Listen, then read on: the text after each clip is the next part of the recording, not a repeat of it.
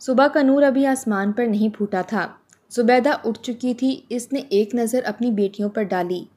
4 بیٹیاں اور چاروں ہی جوان۔ بڑی بیٹی تو 32 سال کی ہو چکی تھی، مگر جو بھی رشتہ آتا وہ ایسی ڈیمانڈ رکھتا جو وہ پوری نہ کی جا سکتی تھی۔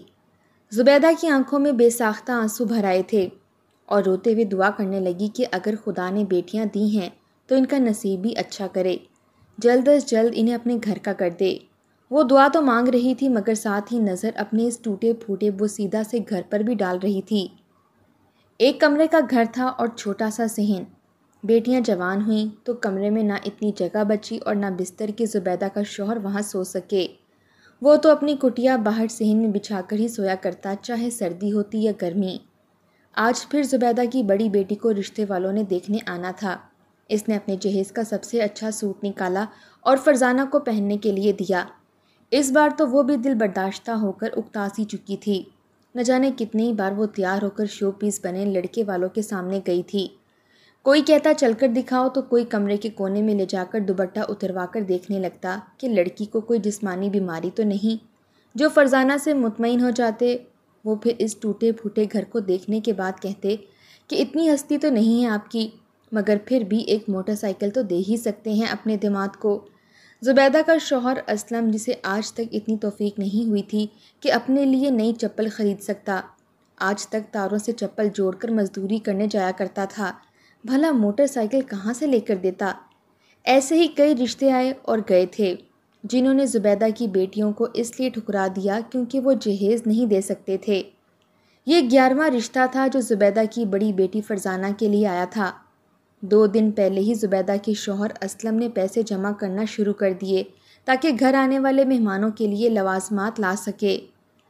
فرزانہ نے خود کو خوب سجا سنوار کر رکھا تھا تاکہ اس کی عمر کا اندازہ نہ ہو سکے اور وہ لڑکے والوں کو پسند بھی آ جائے۔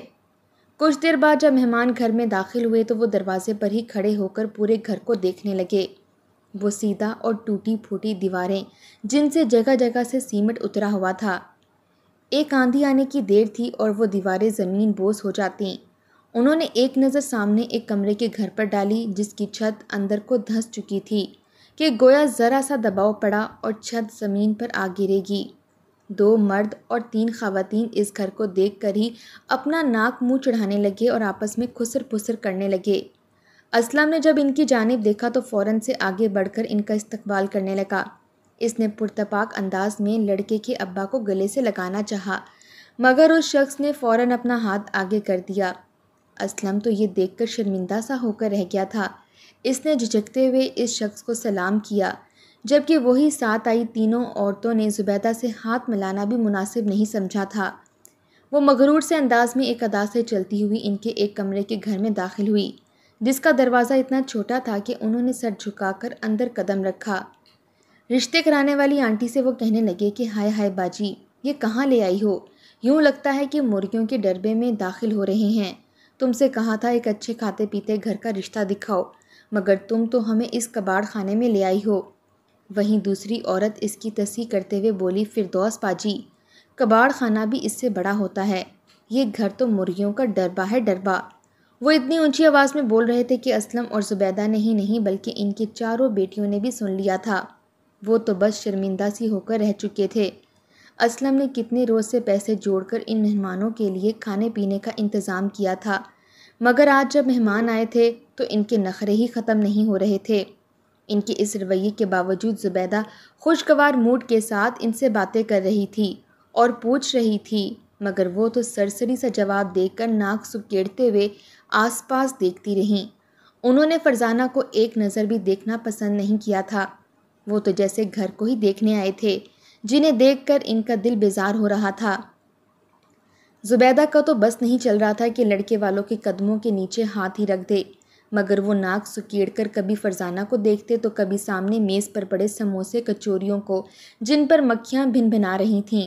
اس کے باوجود انہوں نے مزے لے لے کر سموسے کچوریاں کھائیں اور ساری پلیٹس چٹ کرنے کے بعد وہ کہنے لگی کہ آپ کا گھر تو انتہائی پرانا ہے، اب بتائیں کہ اپنی بیٹی کو جہیز میں کیا کیا دیں گے؟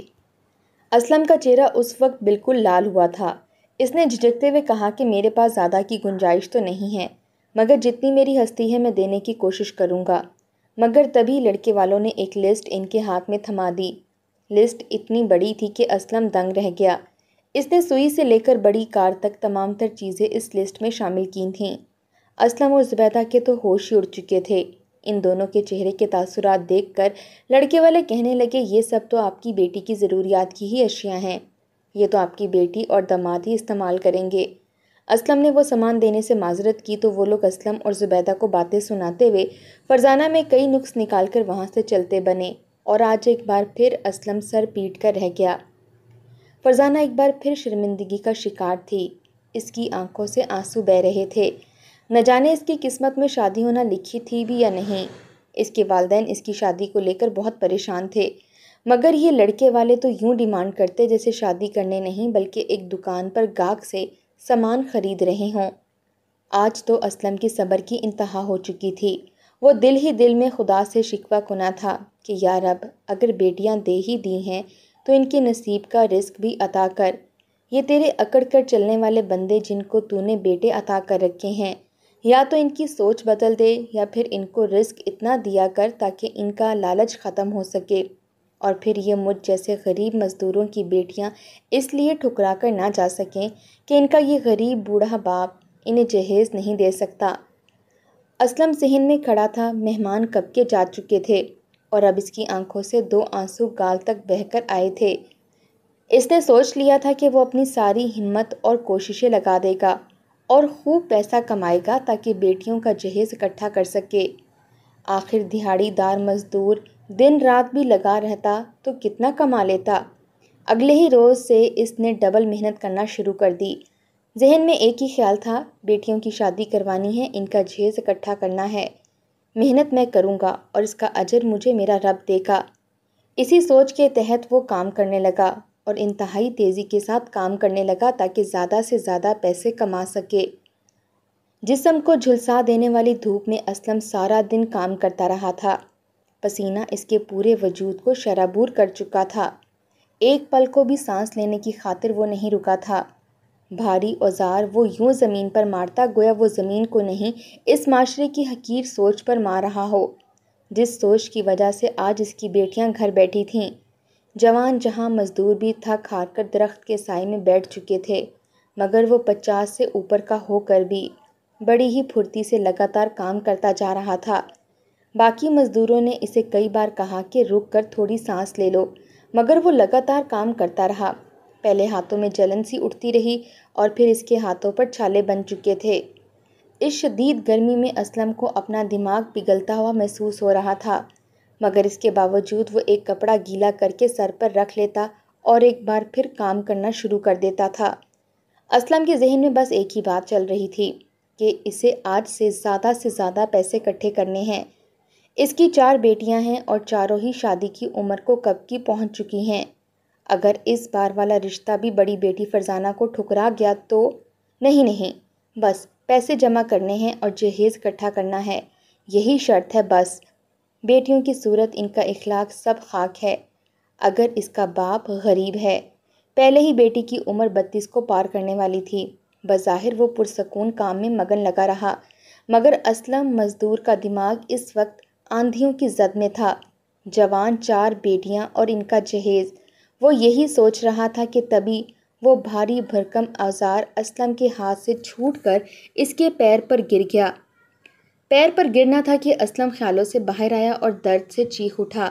اس کا پیر بری طرح سے کچلا جا چکا تھا، کئی جوڑ ٹوٹ چکے تھے۔ وہ خود کو ہی کوسنے لگا، یہ کیا کر دیا تھا اس نے؟ بے دھیانی میں اپنا ہی خرچہ کروا بیٹھا تھا۔ اسلم کو فوراً سرکاری ہسپتال لے جایا گیا، جہاں اس کے پیر پر پلسٹر کرنے کے بعد 2 ہفتے آرام کرنے کے لیے کہا گیا، مگر وہ اسپتال کے فرش پر لیٹا ہوا دوسری بار رو پڑا تھا۔ کاش اس کے پاس بھی بڑی بڑی گاڑیاں اور پیسہ ہوتا۔ وہ خود کو اندر ہی اندر توڑ رہا تھا۔ اس کی آنکھوں سے آنسو رکنے کا نام نہیں لے رہے تھے۔ وہ وہاں اکیلا تھا۔ کچھ دیر بعد اس کے مزدور دوست آئے اور اسے لے کر گھر چھوڑ آئے۔ زبیدہ اور اس کی بیٹیاں اسلم کو اس حالت میں دیکھ کر رونے لگیں، مگر اسلم کچھ نہ بولا۔ اس کے دماغ میں بس ایک ہی خواب تھا کہ بیٹیاں گھر کی ہو جائیں۔ وہ بامشکل 1 ہفتہ ہی گھر رہ سکا اور ایک بار پھر کام کے لیے گھر سے نکل پڑا۔ وہ لڑکھڑا کر چلتا تھا مگر پھر بھی کام کرتا رہا۔ اس ملک میں خوشحال زندگی تو بس وہی گزار رہے ہیں جن کے پاس روپیہ پیسہ ہے، باقی سب تو مجھ جیسے غریب نچلے طبقے کے لوگ آ جاتے ہیں، جن کے ہاں اگر کوئی مہمان بھی آ جائے تو سوچنے لگتے ہیں رات کا کھانا کھائیں یا مہمانوں کے لیے چائے بسکٹ کا انتظام کریں۔ وہیں اگر خدا ایک ساتھ 4 بیٹیاں دے دیں اور وہ بھی واجبی سی شکل و صورت کی، تو پھر باپ پر بھری جہیز کی ذمہ داری بھی آ جاتی ہے۔ اسلم یہ سوچ کر بس پھیکا سا مسکرا ہی تو جاتا تھا۔ چند روز گزرے تو ایک بار پھر فرزانہ کے لیے ایک رشتہ آیا۔ اس بار اسلم افسردہ تھا، فرزانہ بھی کچھ خاص تیار نہیں ہوئی تھی، اسی لیے حلیے میں سادگی کے ساتھ مہمانوں کے سامنے چلی آئی۔ اس کا چہرہ اترا ہوا تھا۔ لڑکے والوں کی طرف سے 3 لوگ آئے تھے، 2 عورتیں اور ایک مرد، جنہوں نے فرزانہ کو دیکھتے ہی سے پسند کر لیا اور بولے کہ ہمیں تو بس آپ کی فرزانہ ہی چاہیے، ہم آپ سے کوئی جہیز نہیں لیں گے۔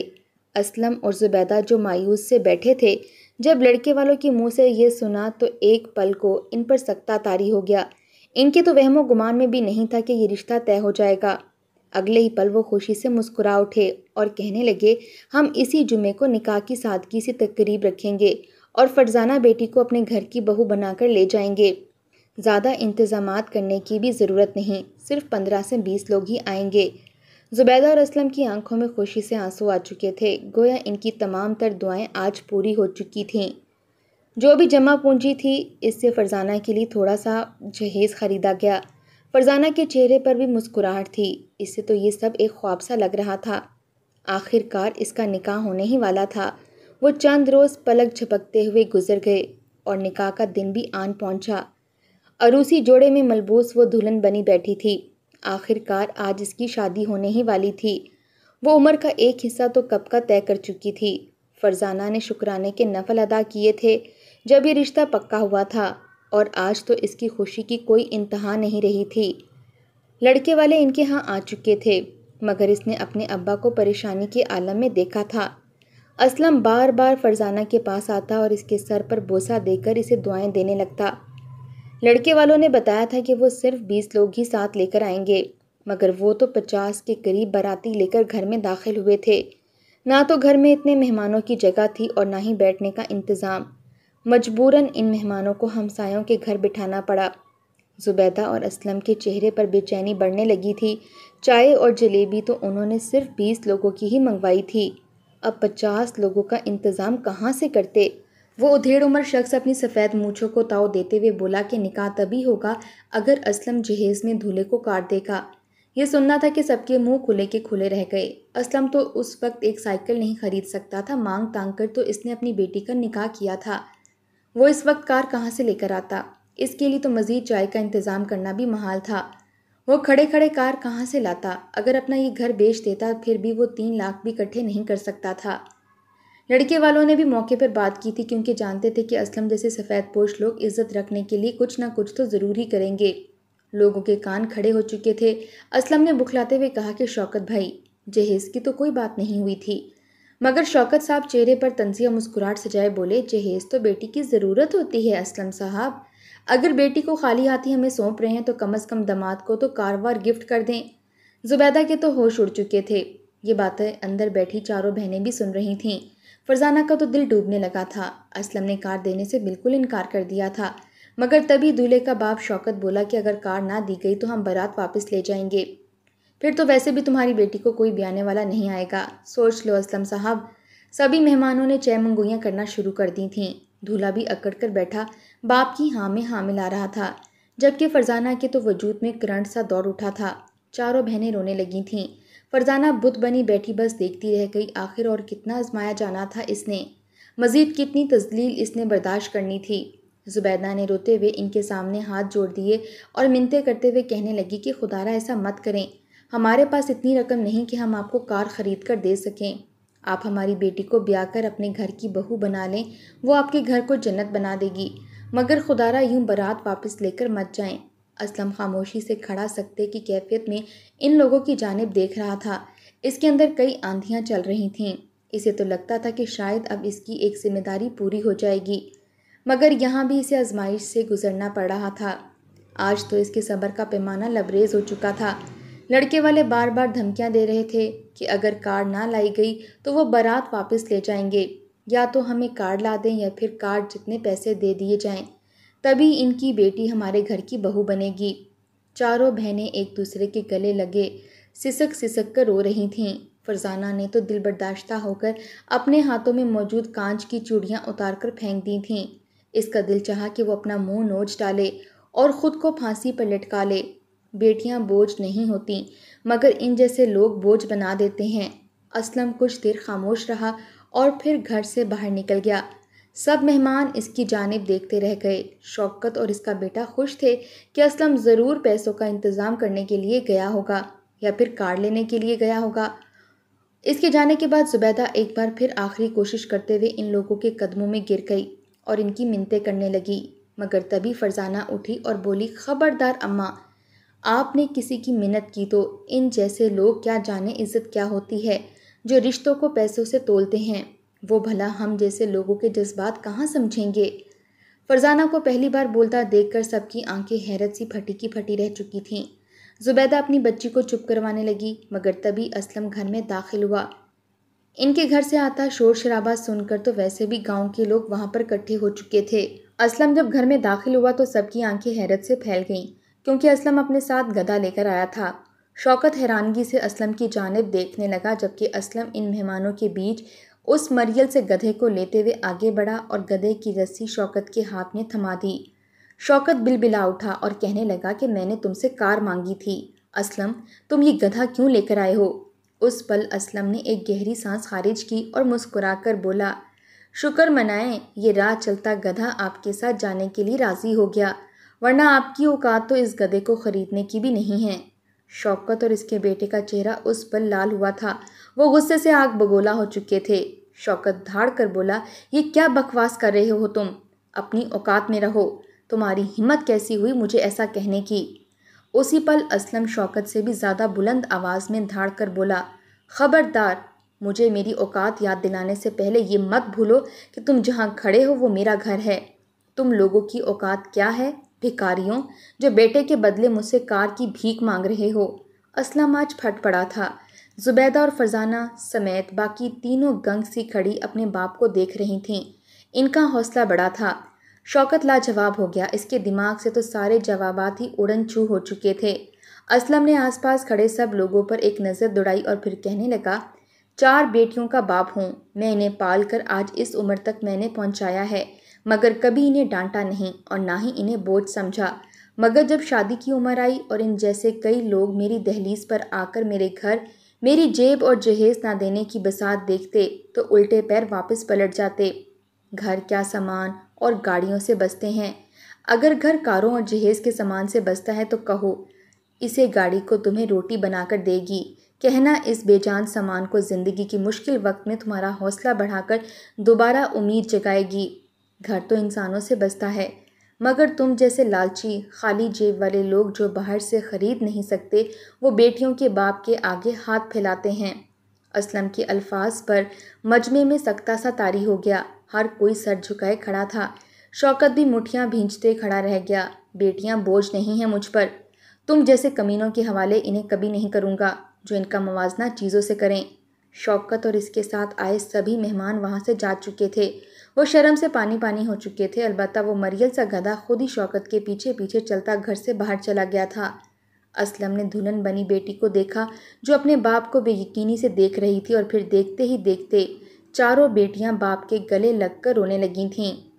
گاؤں کے چودھری تک یہ معاملہ پہنچا تو اس نے اسلم کی بیٹیوں کی شادی اپنی ذمہ داری پر کروانے کا فیصلہ سنایا، جبکہ اسلم اور اسلم جیسے کئی مجبور باپ اور فرزانہ جیسی کئی بیٹیاں ابھی تک اس لیے کنواری بیٹھی ہیں کیونکہ ان کے والد بھاری جہیز ادا نہیں کر سکتے۔